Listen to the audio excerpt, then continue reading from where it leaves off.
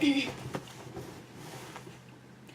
guys, and welcome back to a new episode with Tanuka One. This is, oh dear, this is the 13th episode of season 12. I am actually not going to talk a lot about the episode, even though I will touch on it. Sorry for the past 2 weeks of not being here. It's been, if you remember in my last discussion video, I talked about how the next day I was actually going to be taking one of my dogs, my oldest one, who lives with my mom, to the vet the next day. Well, we took him because we thought he had a rash, and come to find out he's got cancer. Which is not... It's unreasonable. It's totally unreasonable. Anything happens to one of my puppies, it's unreasonable. But he's 10 years old. He's a pit bull. He's a white pit bull who stays outside. And that's actually, unfortunately, very, very, very common in that type of dog. So despite the devastation, it is what it is. So I have spent... My mother also works 2 jobs. So she works both as a full-time rehab counselor and then as a caregiver. And so I have actually spent most evenings over at her house having to take care of him. Because she's not there to do so. So, aside from that, I've also had... just real life stuff. I don't know if y'all remember. If you follow me on Tumblr, you probably have heard some of this, but I've come. Hello. I have a house that was originally a hoarder's house. That they, Lord have mercy, nobody had lived in the house in like 15 years because the house was so full of stuff. And so he lives in another house and wanted to get rid of this one because no point in owning 2 houses when he could only live in one. And so we literally bought not only the house but all the junk inside of it and all the work that had to be done. So it literally was like open the front door, open the back doors, start pulling stuff out from there. It was an ongoing long project, which is actually still ongoing. We got the house livable, but there was still other stuff that has to be done, like the fact that he at one point had covered the entire backyard in bricks because he didn't want to do yard work. And after 15 years of not being maintained, now all the bricks are buried and they're about 1 inch or 2 of dirt. So yeah, there's that. I'm having to dig up bricks so I can plant plants and flowers and stuff in my yard. That is a slow going process because not only are they covered in dirt, they're covered in roots. So it's a lot of fun. It's an ongoing thing. It's not fun. Adulting is hard. I don't like it. Somebody else come do it. On top of which, if you follow me on Tumblr, you just know some of this. I have basically no immune system. So,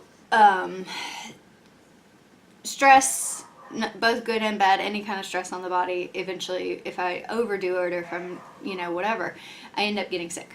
In which case, trying to real life, plus work, plus all this other stuff, I tend to get sick a lot. So that's a fun thing.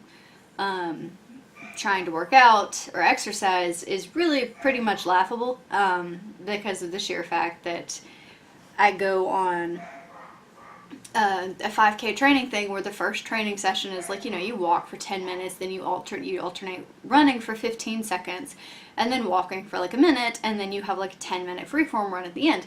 Yeah, no, I do that, I will get up with a fever the next day. Because my body's just like, nope, ain't doing it. And I'll be sick in bed for like 3 days after that. So for me, it's an accomplishment. Hey, I went on a 2-mile walk! And I didn't get sick. Well, okay, I feel crappy, but I don't have a fever. So, that's an accomplishment for me.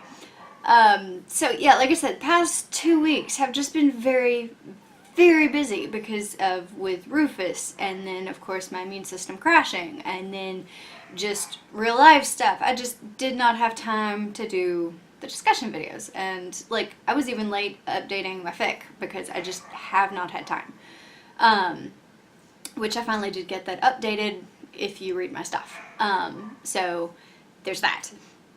This week though was a Buck Lemming episode, which, as you may recall, they're the ones who did the memorable episode of Lotus. You may remember my reaction video and all its emotion. So, this week, I actually took part in something I know a lot of people do, and I had just never done it myself, was what we call Buckleming Bingo. Yeah, do you notice all but 3 of those squares are marked off?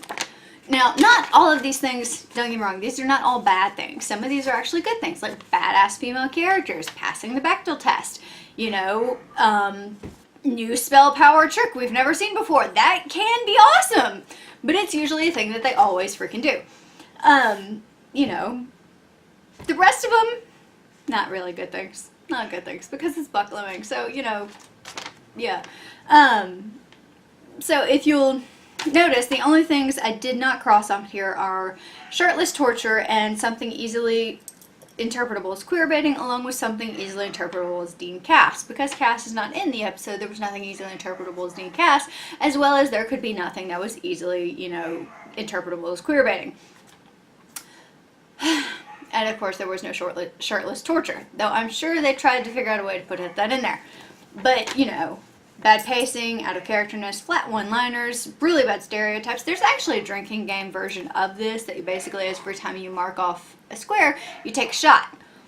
In which case, if there's multiple things, like, you know, multiple bad one-liners, you take multiple shots. I don't recommend this. You may die. Alcohol poisoning, it's a thing. It's a real thing that you should be afraid of. Okay, so, you know, come on. Like I said, it's not all bad things. It's, you know, things that they do. And you end up getting, you know, bingo very quickly. And you end up getting bingo in multiple directions. So, welcome to an episode with Buckleming. Would you please get your face out of my face? I love you, but not from this close. You want to lay down, maybe? Yeah? Can we do that? Yeah, I know. Lay down. Okay. So, you know, it's Buckleming episodes are terrible. Like, I'm not gonna lie to you. We all know this. They got their first episode on the series, Route 666, was so terrible they got fired and told never to come back. Okay. It's only afterwards they got able to come back because Eric Kripke had left the show, and Bob Singer, who's one of the showrunners, got to pull his weight because he's married to one of the members that is Buckleming. I'm sure that has nothing to do with the fact of their continued employment. So the episode was terrible, but we make like Mary Poppins and Spoonful of Sugar the shit, okay? Go lay down somewhere. No, not in Mommy's lap. No. No. No. No. No.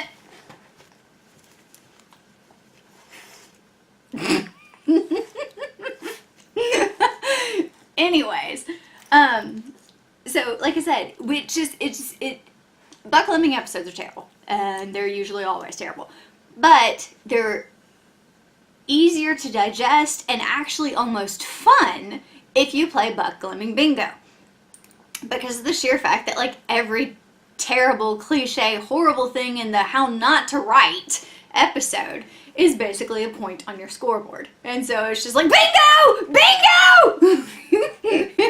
Sorry, your ears are right there, I'm sorry. But it still makes it a lot of fun. And, the episode was not good. The episode was not great. The episode fixed a plot hole and created a whole new one. Because of the sheer fact that everything that happened with the case and with Gavin, Dean and Cass Dean and Sam should not have remembered at the end of the episode. So, because none of that happened, because he went back to the past and still went down with the ship, both he and Fiona, you know, so they never should have remembered any of that. So like I said, they fixed a plot hole by creating a new one. Also, if you don't know, there's a parody account actually there's one on Twitter and on Tumblr. I don't think they're run by the same people, but they're hilarious.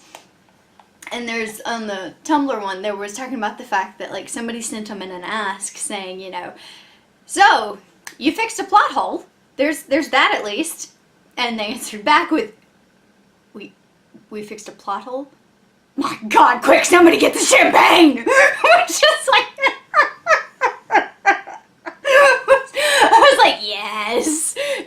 hysterical. I mean, seriously, we have to like literally, in all the bad stuff, find good stuff to enjoy, because that's how you get through life, is trying to find the good within all the bad. And so that's kind of what we do. So, yeah, Buck Lemming Bingo makes their episodes a lot easier to bear, because we bear them we must, unfortunately. Oh, God. So, there's that. And that's pretty much all I have to say, because, you know, Buck Lemming. Seriously, Buck Lemming. Our expectations are always, you know, so low they're in a hole in the ground. They're Buck Lemming. You know, if they write a halfway decent, not horrible episode, we're all shocked. So, and then as far as what we're going to talk about this week, again, this is going to be a short video, fairly, going over the fact that I'm going to still be doing the giveaway. And I haven't decided whether or not I want to do it to celebrate hitting my next 1,000, or if I'm going to do it just for like the month of March, or somehow combine them, I don't know. And so, I was also going to share this. Do y'all know the game where it's, you know, the Old Spice commercials, right? Everybody knows those. Those are great. I love Old Spice guy, right? And it's basically like, yes, this is how we fandom. And you may have seen this on Tumblr, but I'm like literally going to share it with y'all because it gives me joy every time, because it's like, yes, no, this is so accurate. This is so very accurate. And it's like, hello, fan. Look at your show. Now back to the fic. Now back to your show. Now back to that fic. Sadly, that fic isn't your show, but if it stopped using misogyny, racism, and homophobia, your show could be as awesome like that fic. Look down. Back up. Where are you? You're on Tumblr with a minute that your show could look like. What's on your screen? Back to your show. AO3 has it. It's a fully completed 50-chapter in-character fic of that pairing you love. Look again. That fic is now an AU set in your favorite genre. Anything is possible when you get your entertainment from fandom and not the show. I'm on a blog. And I was just like, yes! We literally need somebody to make a commercial of this. Like Thomas Sanders or somebody. I was just like, this gives me joy. I'm easily amused anyways, but this really gives me joy. So yeah, like I said, Buck Lemming, whatever. We make our happy where we can. I know I've talked to you before about the giveaway I'm planning, and all the multiple different things I'm going to be giving away in it, which will include things like printed out copies of fanfics. And then, because we've got Map of the World, Defining All Expectation, Painted Angels, that are just, luckily there's print-on-demand services that we can do things like this, and it's just fun. Sadly, fan authors or fan writers are not allowed to actually do anything where they make commissions or anything like that, because of the fact that fandom flips its lid. Fan artists can do it all day long, but the moment you're a writer trying to take commissions, God help you. Also, there is a bracelet, which looks a lot like the bracelet that Dean gives to, or Cass gives to Dean in the fic, the one with the fanfic competition. Cass goes on these, he says he's going for a walk, but it's usually like continent hopping, and he'll just like pop over to some country or whatever. And sometimes as he sees stuff, he'll bring it back. And so on this particular walk, he saw the bracelet and thought of Dean because of the fact that Dean used to wear protectives and jewelry and stuff in the early seasons, and he hadn't, because I excused it as, okay, the charms must have worn off or something like that. So this one has a protective on it, so he gets it for Dean. And then he gets Charlie a little rabbit carved out of green glass. Because he knows that's something that she likes. So, and then we've also got the It's Cass, not Cass, mug from Creation Stands. I've also got a whole bunch of bath bombs. This one particular is, smells like Fruit Loops. So if it was ever your lifelong dream to, you know, take a bath in a bowl of Fruit Loops, I can make that happen. On top of which we have, of course, lots of different pens that you can use, and buttons, and Cass, and Dean, and Team Free Will, and Cat Stiel, and just all kinds of different stuff.